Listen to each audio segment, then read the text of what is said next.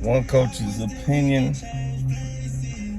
What's up, y'all? This is One Coach's Opinion. Remember, it's my opinion, not a fact.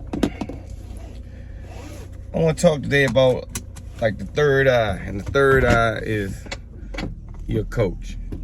What your coach sees and what your coach should relay to you and what your coach should be looking for, and the value of a coach. A lot of times you don't realize when you're coaching, even starting from little kids to grown people, to grown people, I'm saying, you look at stances, you're looking at stances all day, to the point where I can actually look at how a guy is standing, whether or not he's a fighter or not, and be like, well, Joe, you're gonna have trouble blocking left body shots, or you're gonna have trouble blocking them because of balance, because of the, it could just be the way they move to their left or the way they move to their right. And some fighters do possess this ability to do this, and some fighters really kind of don't. So as a coach, I can look at a guy and be like, man, that's not your stance, and I can push him. That's not your stance. So give me a stance where you can't get pushed back. That's the first part of your stance. You can't get pushed back. The second part of your stance is to have a balance when it comes to your forward positioning. I mean, be able to adjust your weight, shift your weight from the front to the back, from the front to the back. So you're not really fighting, you're fighting with a balance of the front to the back. You're not really fighting with your weight totally on the front. You're not really fighting with your weight totally on the back. It's kind of like a balance. And you also be able to shift, you should be able to shift from right to left when you slip. Balance, and you should be able to withstand like the pressure of a shot. That's why you catch your right body shot, catch your left body shot. That's what you be able to tell. So as fighters move sometimes, even when training them, you're crossing your feet right here, you're crossing your feet right here. You're doing this. When you go to your left, when you go to your right, you don't really have that problem. You're going here. Anyway, we're able to see that from the jump. So we're able to see, okay, when a fighter moves to the right, they might cross their legs this many times, which is a mistake. When a fighter moves to the left, they might cross sometimes way less. And that kind of lets you know how a fighter can fight. Now, that goes to set with that going to say. With that being said, damn, I don't know what that was. With that being said, the average fighter can fight good. They're okay the other way, can fight good forwards or backwards, right or left. The average fighter.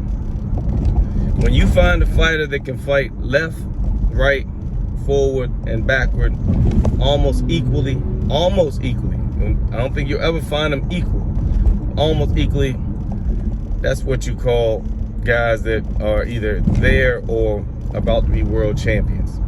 They've learned how to fight, and that means their weaknesses are few. So when a coach says, okay, his weakness is this, usually it's based on a side. And if his weakness is that side, okay, usually moving to that side is going to be his weaker side that he moves to. Usually if you find the weakness, when you see to me, and this is my thing, when I see fighters just watching, going side to side, they ain't doing nothing, they could be observing how your feet are, how you're holding your feet. They could not be, their coach could be doing it for, or their coach could have told them which way to go, which affects your movement, which ways. But every fighter is good right now. Anybody that's fighting right now is trying, they're good either forward, backwards, right, or left. Meaning they either fight backwards and to the right good, or they fight forwards to the left, or backwards to the left, forwards to the right, but they're good at two things, at least. Some fighters develop the in and out. They can fight forward a little bit, backwards, in and out, and they develop that first. And that's when they probably go to another level, because now I'm strong three ways. You got, say, some forward fighters that never learn to fight backwards, and that could be the detriment of them. When they start going backwards, they just kind of they don't have a stance. They just know how to kind of block, but they give up a lot going backwards. Let's say that. But they can fight forward.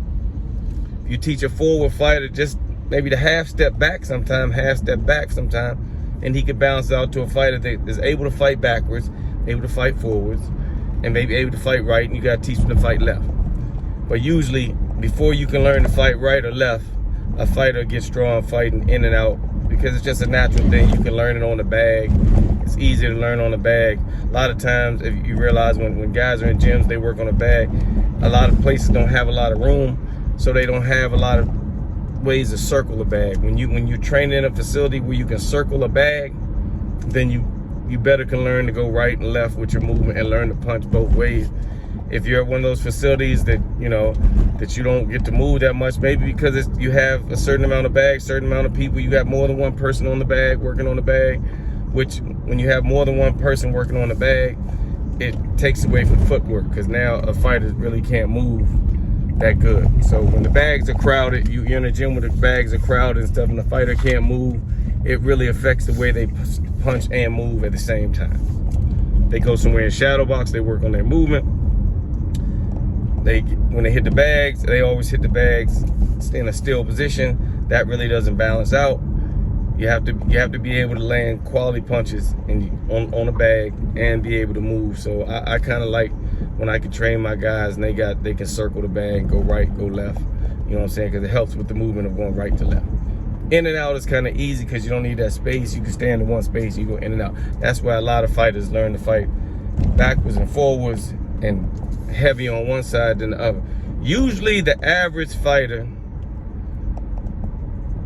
fights towards or wants to fight towards their jab side. Of course, they can use their jab and their hook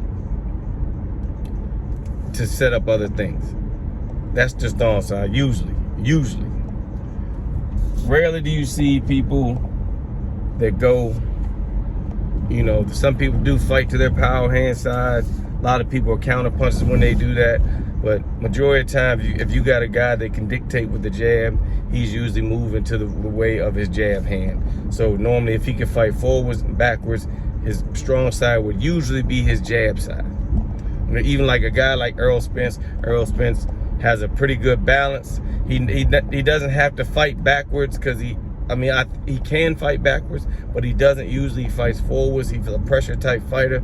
He fights good when he can dictate with his jab and his hook and lead you into his left hand. He fights better basically forwards and to his right.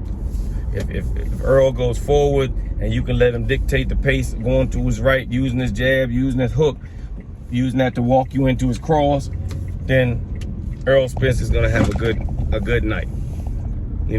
Say Deontay Wilder.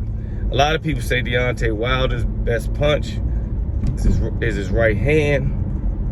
That's the punch that he lands. Look at a lot of his fights, how his jab and his hook are so unpredictably wild and powerful. If they land, they're not really controllable. They look wild, but that's the benefit of, because how can you train to defend a Deontay Wilder jab and hook when really the sole purpose of that wild ass shit that he throws with this left hand is just so I can set up my right. My right's on the button. He can land that right on the button. I don't care how he throws it. He's practiced it enough where he can land that right hand. Like he said, all this got to be perfect for 12 seconds.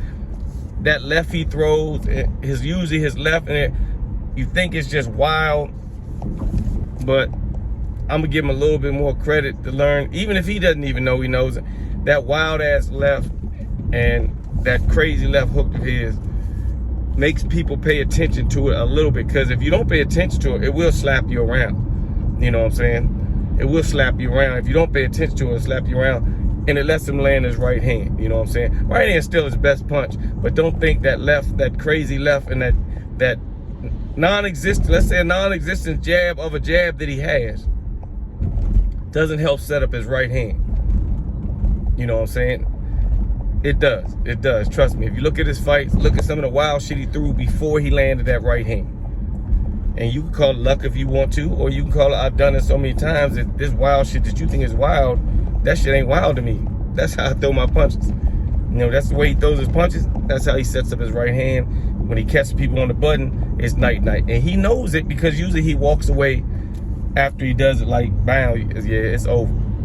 That's when you know you knock somebody out, when you hit him and you can turn and walk away. Even when he hit Tyson Fury, that first time with that right hand, and Tyson laid, he thought he had Tyson Fury out.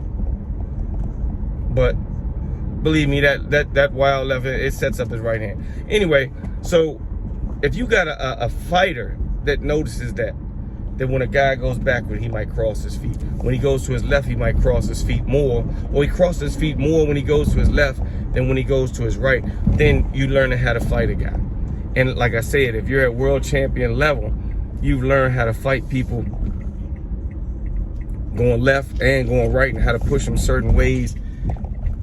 And that's just the way. If you can do that, you can dictate a lot of fights, because you can figure out which way a guy is weak, and you can take advantage of it, because you're able to fight to your left and you're able to fight to your right.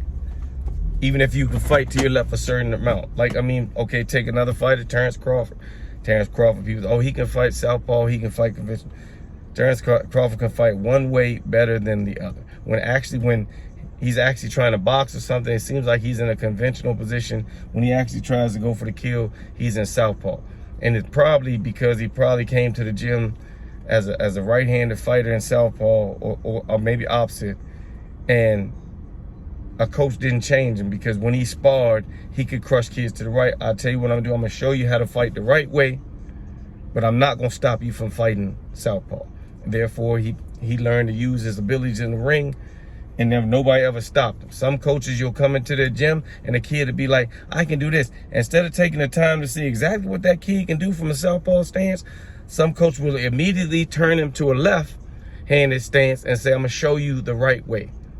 And you could say, okay, yeah, that's being a good coach. You showed him the right way to stand block. Or you could say, I took away one of his things that he was already good at to force him to learn the basic ways that he should have learned, when you weren't open-minded enough to just say, okay, guess what? If I let you fight southpaw, all I got to do is sharpen up your left hand, and you'll be able to fight from the southpaw stance. Instead of, now we got some guys that you're trying to teach to fight from the southpaw stance that, fight conventional, and you wish they could fight southpaw. But, that's just how things are. And that's probably what happened to Terrence Crawford. He always could fight from southpaw. Somebody showed him this is the right way you should be fighting, and he learned to fight both ways. But you can trust believe, when he's boxing, he boxes like that. He gets you he gets you at a certain pace of conventional. And then when you think you got his rhythm, he turns southpaw, which he's been fighting all his life. And before you can catch that rhythm, he tries to put you up out of it. To me, that's my theory on Terrence Crawford with most of his fights.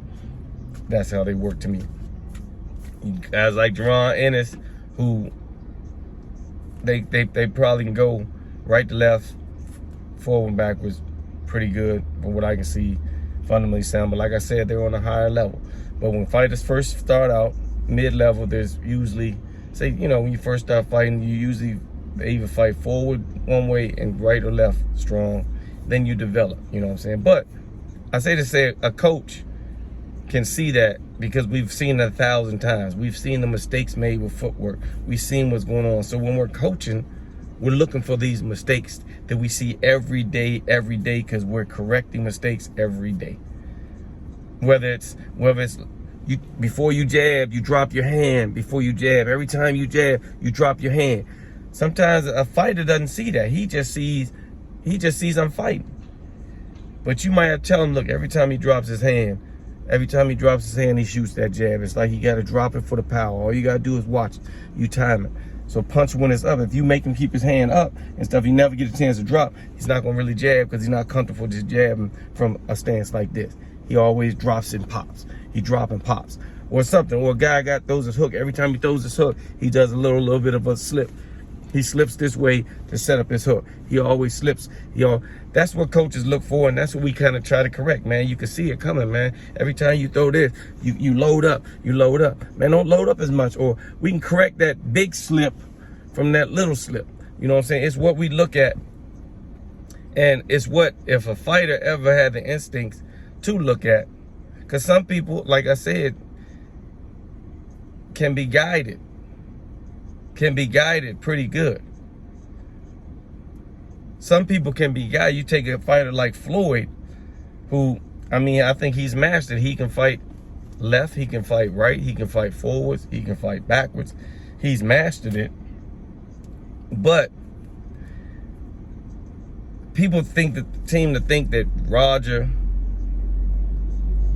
his father, Floyd Sr., and like are two different entities altogether. Oh, when he was with Roger, he did this. When he was with Floyd, he did this. You can best believe, as brothers, they had a respect for each other's fight game. They knew his fight game. Even though Roger's more defensive fighter, Floyd was a more offensive fighter, it probably helped them sparring wise, and they learned the movements of an offensive fighter. If you're a defensive fighter, you have to learn the movements of the offensive fighter. Therefore, Roger was able to teach offense and defense, because I know defense and I know the proper movements of an offensive fighter. I knew what it was like when somebody hit me with a proper punch, because I got good defense, and I knew what it was like when the proper offensive fighter, the way he did it. So he can teach it. Even with Floyd's father, if I learned to penetrate more defenses, then I learned a little bit about defense. So I'm saying, with all of them together in one mix, they had a good mix that created Floyd. But it wasn't like to me, I think they both had a knowledge of each other, which made them good at what they did and what they taught. And Floyd was just wrapped up into the mix. You know what I'm saying? The controversy was never with, I don't think, them. I never really saw them beefing with each other. When Floyd was beefing with his father, usually Roger was just back like, man, you know what I'm saying? And I never really saw Floyd beef much with Roger, you know? But you can best believe it was all a mixture that brought him to who he became. Even in some of his fights, Floyd listened. If you look at a lot of Floyd's fights, he is listening. He's listening to who's ever coaching him. And usually he got to the point where you really just got to guide him and help with little things. You know what I'm saying? He had one problem in his later years, and that was, I mean, the toughest fight he had in his later years was Maidana. To me, he had, you know, and if you don't want to just say he getting hit with one punch, his tough fights were Cotto, Castillo, and Maidana. Those might not have been his toughest opponents on paper, but those were his toughest fights. Castillo, they thought he lost the first fight. Maidana, I mean, I didn't think he lost the first fight. I didn't think he looked good the first fight either. You know what I'm saying? But he made up for it. He made the adjustments the second fight to show that was like a fluke. You know, and Cotto, I thought Cotto fought a total fight better than anybody else. Now, you might say, well, this person rocked him. He almost knocked him out. I'm talking about total fight. I thought Cotto gave him a good fight. You know, had him leaking a little bit. You know what I'm saying? Floyd had to really dig down, go to work. He actually had to stop fighting Cotto, pushing Cotto backwards, hitting him with a hard right hand, counter right hands and stuff like that, staying his ground a little bit, because, you know, Cotto is a forward fighter and he wants to put that press on you anyway. But Cotto can fight backwards too, don't get it wrong. That's made him a world champion. But all I'm saying is, as coaches, we realize that. So when I can see a guy that can't really fight backwards that good, but fights forward good, it's something for me to notice. He makes mistakes when he does this. So every time you hit him, he does this. He shuffles his feet when he does this. When he moves to his right, he does this. That's what that third eye is for. You know, every time he does this, his hand goes down. Every time he does this, his hand goes down. When he throws his cross, he drops his hand. It's our jobs to see that, because we're coaching it every day. Every day when I'm holding a paddle and a guy goes like this, I'm like, yo, tighten up on that. Tighten up. This is something that coaches are taught to recognize every day. And if you get a fighter who actually pays attention to this, before they pay attention to just fighting, you usually get you a world champion. Some of the best scholars in the sport, some of the best, like the Lauras, let's say, I'm trying to make sure I say his name right, because he changed, the Rigondeaux, or him, they were scientists of the game, but Rigondeaux never found nobody in his weight class to fight when he's fighting. And even when he fought good fights, people felt they were boring, but they were kind of scientific because he's really a student of the movement of the game. He's a mover. Even Lord, you know, people think he was born, you know what I'm saying, man. Like somebody said, you give me any fight with a Cuban headliner and I'll give you a boring fight card or whatever. But it's not that. It's just a lot of Cubans study the science of the sport and people think it's boring. You know what I'm saying? Even Floyd, you know, people, when he breaks guys down, oh, it was boring wide, the guy didn't land that many shots. Give Floyd's, that's because you're not giving the defensive credit of what went on to make that fight look the way it did. You know what I'm saying? It's the balance. Some of these guys have what you would say coaches' hours, or they listening, or they pay attention to their third eye. Us coaches, we're the third eye. If you got a fighter that's seeing everything with both of his eyes and he's doing good, then we just tune it along. We might not even tell him about some of the stuff we're doing because you're doing so good. We might say, look, but every time you do this, he's backing up right here and he's coming out of his stance. You could probably throw 3 more shots or catch him, or you can turn him and do this or something like that. But you're doing just fine just now. We're just guiding. Good. That's it. Blah, blah, blah, blah, blah, blah.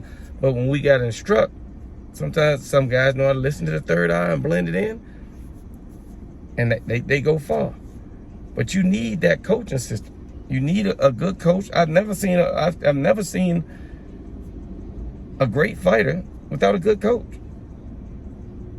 I mean, name the guy that was great. I'm not even gonna say it doesn't exist, because you might name a guy who they say, oh, he never had a coach and he was good, and my hat's off to him. But you're not gonna name 10 of them.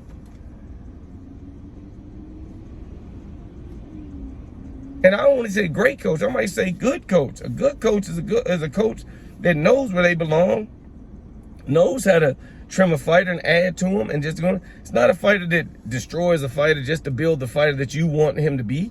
That's not a coach. It's the winning. How many guys do you got winning? Not just one.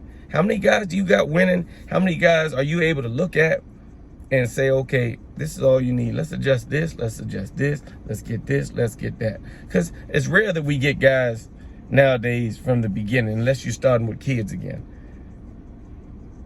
You know what I'm saying? If you're still training kids, then yeah, you get guys. Other than that, you're getting guys that really you need to make these adjustments on.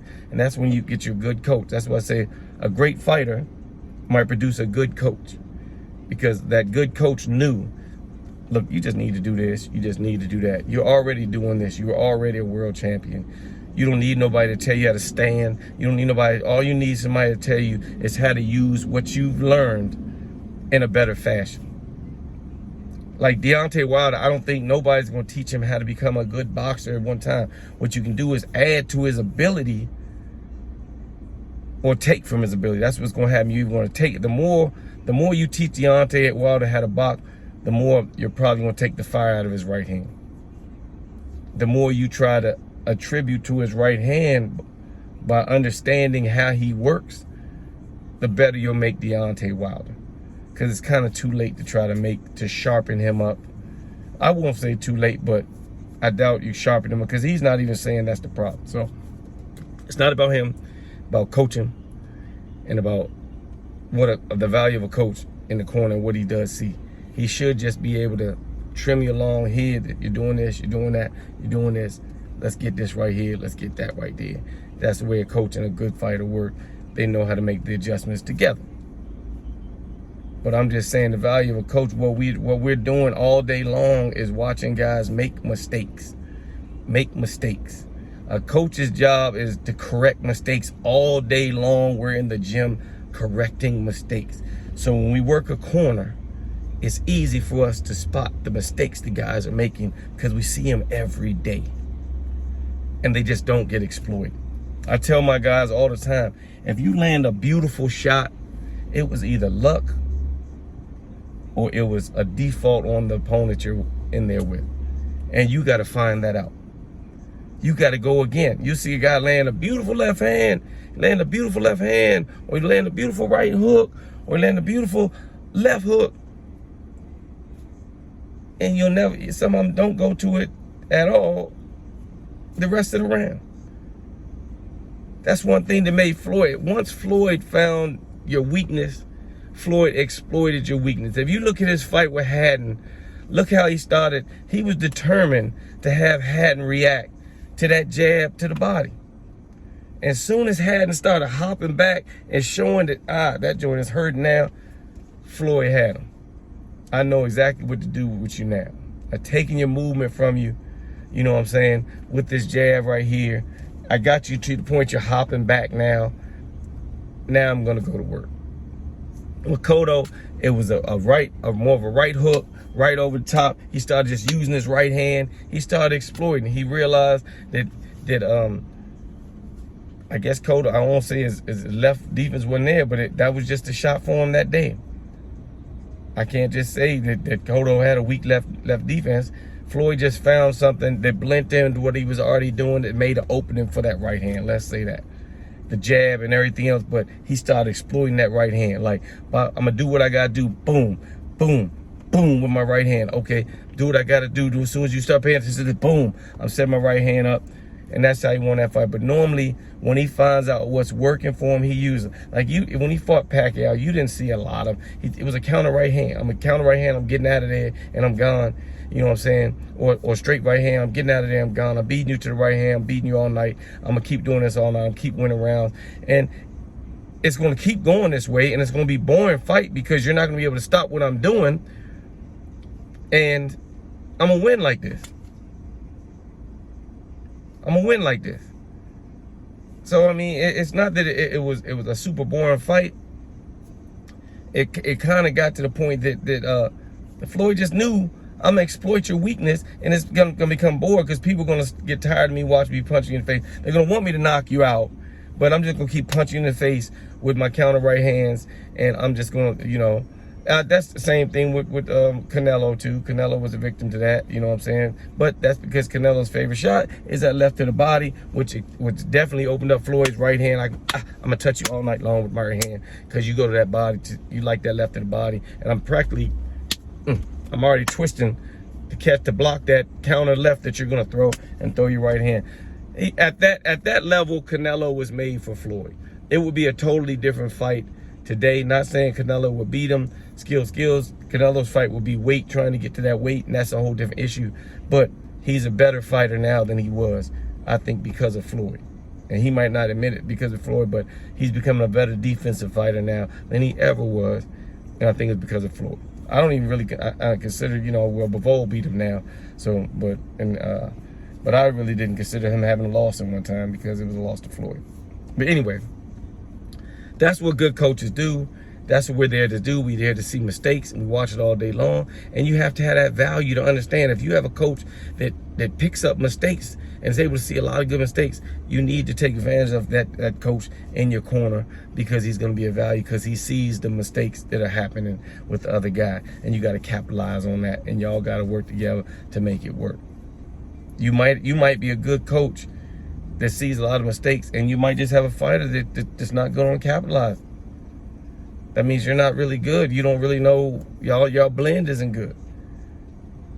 You know what I'm saying? He might need a coach that, you might be a coach to be like, I don't believe you need to take 2 punches to land 3 punches.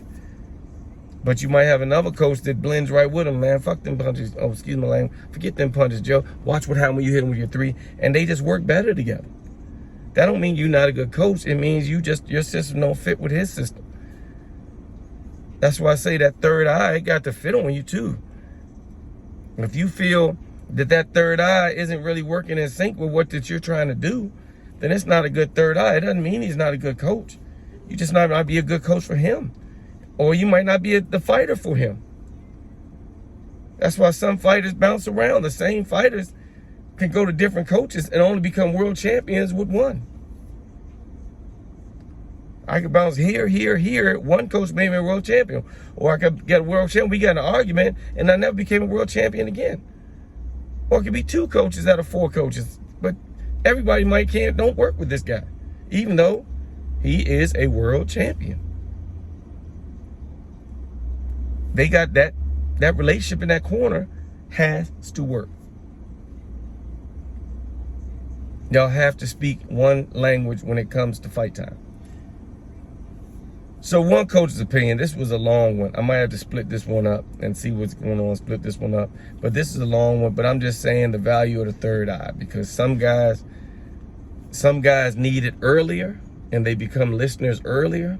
Some guys got the skill level where they don't make too many mistakes until they're in there with the higher level that can make them make mistakes, and then they need it. And then some guys are able to turn it on and say, coach, you got me from here. Your job been easy till here. Now I need you. And some guys, they worked all the way together and they knew it was going to happen. You know what I'm saying? And then you get some people that get to a certain level and realize that I never learned to use my third eye anyway. I never trusted it. You know what I'm saying? I never had to use it. And I don't really trust it now. So it's not really good for me now. I don't really know how to use it. You know, that's just how it works. So sometimes they could be good until it's not good. You know what I'm saying? But bottom line, every fighter needs that third eye. And you need to find a good third eye that can help you. Because when it gets down to it, and it's strength versus strength, endurance versus endurance, and knowledge versus knowledge, that's when it's gonna come to who has the best third eye. Who can spot some type of chink in the other person's armor. If you think about it, if some of these movies, like with the dragon has one weakness. It's a chip under his armpit that was soft because it got plucked away. If you can get an arrow through there, you can kill him. That's just how it is. It might be that with a world-class fighter. They got one weakness that you got to find and exploit. If you can't find it, your coach might find it. You might find it and your coach might solidify it in your mind. Remember when you jabbed him and you rocked back? Okay, he came straight forward. So now jab, rock, and shoot a double jab right behind him. He's going to run right into it. Or he's trying to counter your counter. Give him something to counter and they come. It's just something that he might can make an adjustment on that can help you out. I've seen a fight. Last fight, Mickey Bey, Molina. Mickey Bey was doing wonderfully. Floyd Sr., another good coach, told him the 10th round, after winning all 9 rounds, I think you might can get him. I think you might can knock him out. This might be the round you knock him out in. Instead of saying you've had 9 rounds to knock him out, you've hit him with every single punch that you have in your arsenal. He hasn't went anywhere. And I've given you 9 rounds to knock him out. Coast through this 10th round. Let's get this victory and go on with your career. Instead, Mickey Bey goes out there, tries to knock Molina out, runs into a shot, and goes out himself. John Molina wins the fight on a 1-punch win. I promise you he didn't win one round. He got outclassed the whole fight. Does that make Floyd Sr. a bad coach? No. It made him a good coach that made a bad decision. And Mickey Bey, knowing that he's been fighting all the time, he should have looked at him and said, whatever. I'm about to get this win. I just had 9 rounds. I've been touching this dude with everything. And he hasn't touched me. And I'm going to keep doing it my way. And I'm going to win this fight in a hell of a fashion. And I'm going to go on with my career. And who knows where Mickey Bey's career would have been to this day. I think he's about to fight again, so we shall see. But that was the fight, that was his career upset fight that turned his career around. But that doesn't make Floyd a bad coach. You know what I'm saying? It just made them a good coach that made a bad decision at the wrong time. So it's not like we're not flawless. We're just the third eye.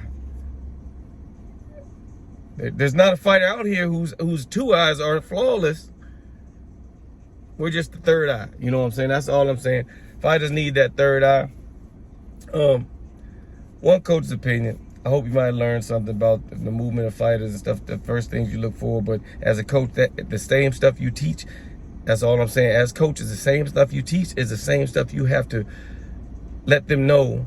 I'm showing you you're making this mistake, but guess what? This is a mistake that thousands of guys make. And if you see them making the same mistake, then correct it, then counter with it the way I'm telling you.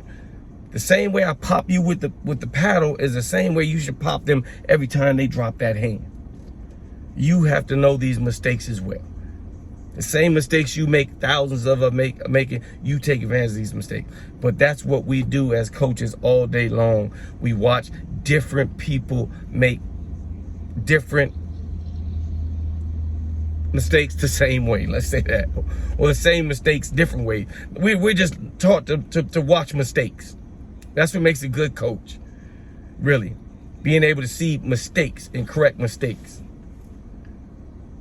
You know, not to just have a forward thing and, oh yeah, he can punch, he can do this, he can hit hard, he can blah, blah, blah. Meanwhile, you still have to correct his mistakes. If a guy's 50-50, he can hit hard, but he gets hit a lot. You got to make sure he stops getting hit a lot and he hits harder. Or you can let him hit just as hard, but correct the mistake of him getting hit hard, and you got a hell of a fighter because this grows now. Now he's hitting better because he's not getting hit as much. And he hits people more. Or it looks like he hits people more because he doesn't get hit as much. Because he's not a 50-50 fighter no more. So sometimes you don't have to, just because you up his defense, you know, don't mean you have to up his, he might have been already good at hitting. I just need to teach him how not to get hit. And that's what makes a good coach. The fit.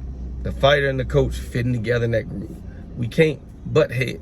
Got to fit together. And that's what makes that bond of coaches and fighters. And that's why you see some coaches with 3 fighters you can think of.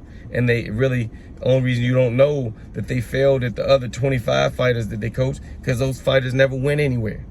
If you think Freddie Roach only coached the guys you see on TV, there's a slew of guys that he coached that don't make it to TV or didn't make it to TV.